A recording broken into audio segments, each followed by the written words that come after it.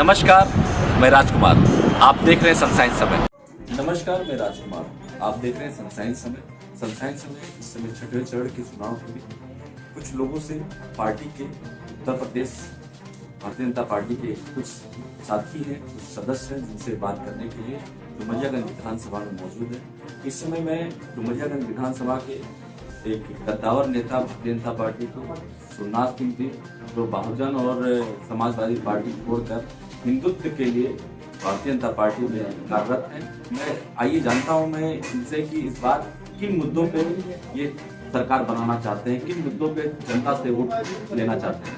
आइए मैं साथी बोल रहा हूँ श्रीमान सोमनाथ सिंह जी। नमस्कार। सबसे पहले तो हमारा विकास का मुद्दा है जो आज तक 70 सालों में नहीं हुआ। वो हमारे डुमरियागंज में 2 नगर पंचायत बने और यहाँ रेलवे लाइन भी आ रही है, मेडिकल कॉलेज बन गए हैं। विकास का तो इतना कार्य हुआ है, 4 लेन की सड़कें 9 फुट पास चल रही हैं, बन रही हैं। और उसके बाद इंटर कॉलेज, डिग्री कॉलेज और हायर स्टेशन, अपने तहसील, अधिवक्ता भवन, इतना काम हुआ कि गिनाने से समाप्ति नहीं होगा। लेकिन यहाँ की जनता डुमरियागंज की टीम चल रही है, यहाँ की जनता कह रही है कि यहाँ के जो विधायक जिनको आप विधायक, उनका कहना है कि वो एक जाति, एक पक्ष, एक धर्म की काम करते हैं, विकास के नाम पे कुछ भी काम नहीं किए। हर पार्टियां तो सबको लेके चलती है। हमारे विधायक हिंदुत्व को बढ़ावा देने के लिए कार्यरत है, कार्य कर रहे हैं। यहाँ का हिंदू समाज बिल्कुल पिछड़ा हुआ था और दबा कुचला था। यहाँ के मुस्लिम नेता जितने थे, विधायक, MP, वो सब यहाँ हिंदुओं को दबा के रखे थे और तमाम गुंडई होती थी। लेकिन हमारे विधायक जब से आए हैं तो गुंडई समाप्त हो गई है। गुंडे सब अपने आवास में छिप गए हैं। लेकिन विकास के मुद्दे पर हम आगे बढ़ रहे हैं और हिंदुत्व को आगे बढ़ा रहे हैं। लेकिन आप 2012 से 17 के बीच में और 2007 से 12 के बीच में उत्तर प्रदेश में 2007 से 12 के बीच बसपा की सरकार थी, 2012 से 17 के बीच में अखिलेश जी की सरकार थी और 2017 से 22 के बीच में आपके योगी आदित्यनाथ की भारतीय जनता पार्टी की सरकार है। इन तीनों सरकारों में आपका कौन सा ऐसा विशेष योगदान पार्टी प्रदेश के लिए, जनता के लिए रहा कि जिसपे आप जनता से उत्तर प्रदेश में भारतीय जनता पार्टी और इस विधानसभा में भारतीय जनता पार्टी के लिए वोट मांग रहे हैं? जैसे सपा गवर्नमेंट थी तो सैफई में नाच होती थी, करोड़ों रुपया वहाँ सैफई में लुटाए जाते थे। हमारे मुलायम सिंह यादव थे, यही मुंडरवा विधानसभा में, मुंडरवा एक चीनी मिल थी, मुंडरवा नहीं, वो उद्घाटन की, लेकिन उद्घाटन के नाम पे कुछ नहीं हुआ, खाली उद्घाटन हुआ।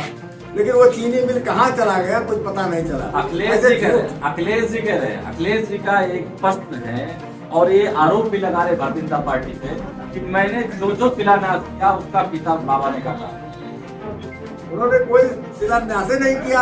आज हमारे एक डुमरियागंज से चंद्रीप घाट तक बन रहा है रोड, ऐसा पूरे जिले में आज तक हमने नहीं देखा कि 5 किलोमीटर CC रोड बन रहा है और उसके साथ में नाला भी रहेगा। हम तो कोई सड़कें नहीं देखे अभी तक कि जहाँ CC रोड 5-5 किलोमीटर बने और नाला साथ में रहे। कल डुमरियागंज में हमारी टीम थी, डुमरियागंज के कुछ लोग मिले, वो कह रहे हैं कि आप यहाँ से चले जाइए और कुछ जगहों पे हमारे साथ घूमिए बाइक पे, तो गवर्नमेंट का इस्तेमाल करना पड़ेगा।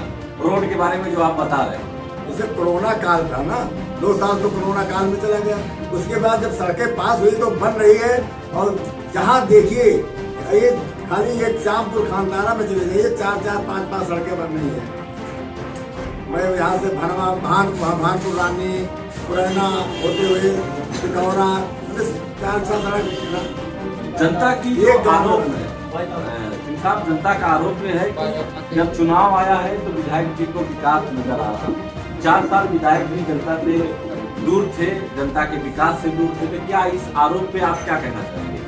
हमारे विधायक ने, जैसे कि आप अभी कह रहे हैं कि इस समय बहुत सारे रोड बन रहे हैं, तो बन रहे, जनता का यही आरोप है कि इस बार जब चुनाव आया है, चुनाव के पहले बहुत सारे रोडों का निर्माण शुरू हुआ है। इसके पहले विकास जी नदारत, विधायक जी नदारत थे विकास को लेकर जनता के बीच में।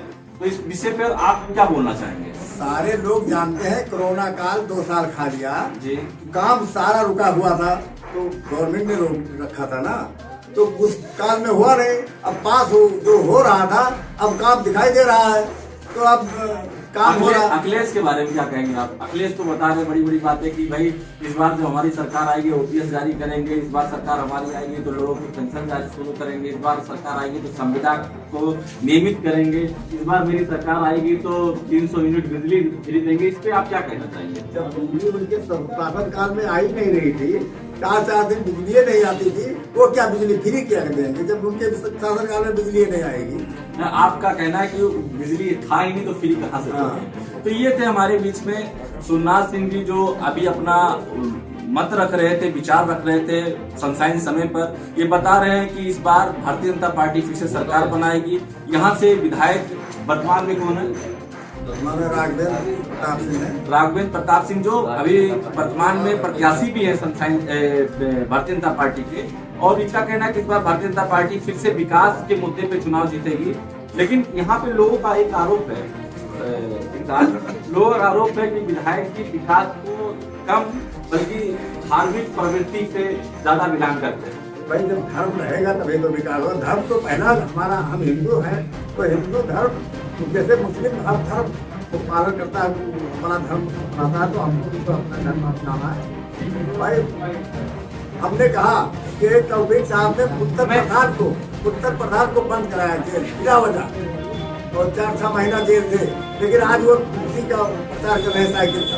धर्म के नाते ना तौफीक साहब क्या गोली चली, तौफीक साहब जेल गए थे। 5 ऐसी विकास, वो लोग सब मिलकर के, ज्यादा नहीं आपसे आपका समय लूंगा, मुझे आपके 5 ऐसे विकास के मुद्दे बताइए जो यूपी अध्यक्ष राघवेंद्र प्रताप सिंह ने डुमरियागंज के लिए, जनता के लिए। राघवेंद्र प्रताप सिंह ने डुमरियागंज चौराहा चमका दिया, वहाँ मैरिज हॉल बनाया, परशुराम वाटिका बनाया 50 बीघा के देकर के, और डुमरियागंज में जगह देखिए सब भगवे कलर हो गया। पूर्वजों के नाम पे, हर जैसे अम्बेडकर के नाम पे मूर्ति बनवाया, तो स्वामी विवेकानंद के नाम पे बनवाया मूर्ति, और परशुराम जी के नाम पर बनने जा रहा है, सोहेल देव के नाम पर बन रहा है, वहाँ गौतम बुद्ध के नाम पे हल्लोर में बनवाया। तो विकास ये हिंदुओं में एक भावना जागृत करते हैं कि हम भी इंडियन हैं, हमको भी सम्मान चाहिए। अभी और शासन काल में किसी ने सम्मान हिंदुओं को नहीं दिया, खाली बस सब लोग इधर उधर मुसलमानों के पीछे लगे रहे थे, हम भी लगे थे उसी में। लेकिन विकास इसके पहले किस पार्टी में थे आप? इसके पहले हम बसपा में थे। बसपा में थे।